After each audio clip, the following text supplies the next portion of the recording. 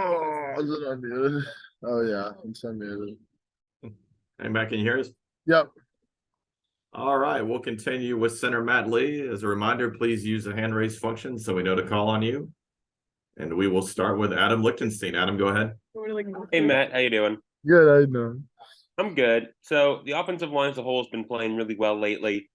Just what have you seen, or what reasons, I guess, have you guys seem to have just gotten better and better throughout the year? I think just we've just been playing a lot together, right? I mean, this is how many games we played? 8 going into 9. The same unit of us 5 has been starting together since since 2023 started, since me, CC, and JVille got here, and obviously Coop and Jalen were already here. So that's going on several months of all these banked reps, and then once you're playing real football games and you're in the season, your chemistry and whatnot continues to grow every game, every week in practice, on the field, on Saturday, whatever it may be. And a lot of that credit goes to Coach Mirabal, Coach Cristobal, Coach Mirabal, the way that he approaches every day in the meeting room, on the practice field, continuing to push us, regardless of what happened the previous week, or regardless of how we played, whatever, it doesn't matter. Continues to push us just the same way he does every day, same guy every time he walks in the building. But shout out to everybody on the offensive line and Coach Mirabal and what he's been doing. It's been great. And then, just what have you seen from NC State's defensive front? I know Coach Cristobal was kind of talking them up yesterday. Yeah, they're good. They're good. They got good players. They got a good scheme. They're well coached. They run that, the 3-3-5, the 3-5 stack, and they'll drop down more into bear and bring one of the safeties in as another linebacker. So we got 7 guys in the box sometimes.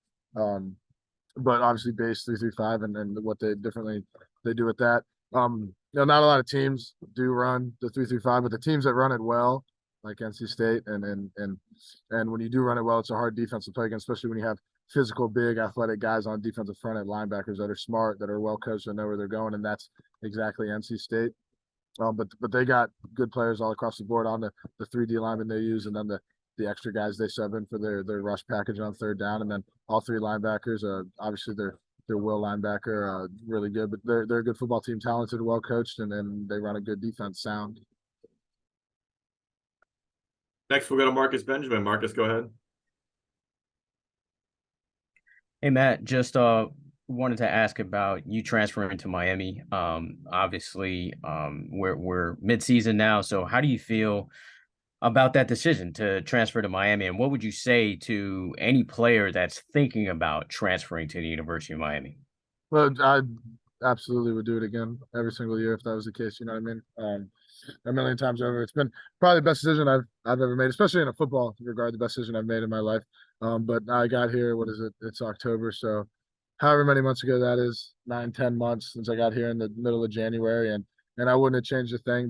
The people, the coaches, the players, the culture, the city, the school, everything about it has been absolutely perfect. And anybody that is in high school or that's in the transfer portal that is looking for a program, whether that be as out of high school, out of prep, or in the transfer portal, University of Miami is a great place. We're led by a great guy in Coach Cristobal, and everyone he has underneath him are all great men, stand-up guys. And then we got a big family, all the players on the team. Everyone's a big family. The offensive friends with the defenses, friends with the D-liners, friends with the O-lines, friends with the receivers, defensive backs, But it's the best decision I've made, and I don't regret it at all. I would do it again. Absolutely. Next, we'll go to Susan Miller-Dignan. Susan, go ahead. Hey, Matt. Hey, now we're getting into November. I asked JV on this. What as a veteran, especially, in November, what are the different physical and mental challenges that you have to go through when you reach this, part of the season? Your body, staying focused, all that stuff, and how do you overcome any challenges, or how do you deal with those? Yeah, absolutely right. Throughout all the off season, and then obviously summer, you're going hard in the weight room and whatnot, which is already giving you a kind of mental and physical tax. But you kind of have breaks leading up to them, discretionary weeks, whatnot, things off. I know when you're off of school and whatnot. But once camp starts in August, you go, all of August straight, which is obviously a huge load on the body and mind, because when you're in camp, you're not in school, so you're up there for 12 hours a day and you're practicing every day, which is a different, more physically and mentally demanding task than in the season, other than obviously the games. But you go all of August, and you go all of September, and you go all of October. So now that's 3 months, 12 weeks straight now of straight football nonstop every single day.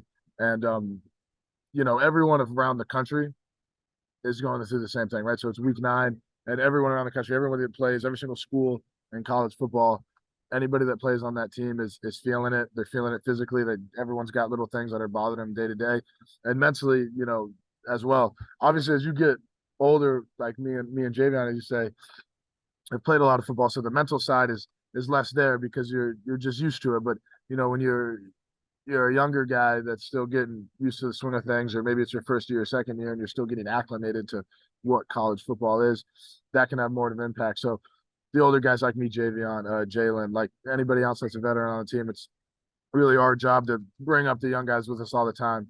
And from the physical standpoint, that is what it is. You're going to feel tired. You're going to feel sore. You're going to feel beat up. That comes with it. And that's for everybody across the country that, gets out on Saturdays and plays snaps.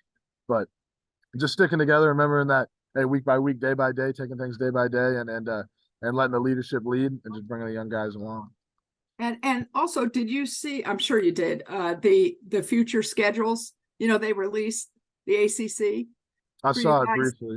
Yeah. Oh, okay. I didn't know how much you looked at it, they're going to Cal next year and all I did that. see that, yeah. Yeah. What do you think of that? Going to Cal next year, or maybe Stanford? I don't know. I've never been to California. I played Stanford once my freshman year, but it was at home. So I've never even been out that far west. I haven't been to a bunch of places other than places I've traveled for football. So that's pretty cool. It's a long flight, but that's pretty It's cool. a long flight. Did you like that they added SMU and Cal and Stanford to the ACC for next year?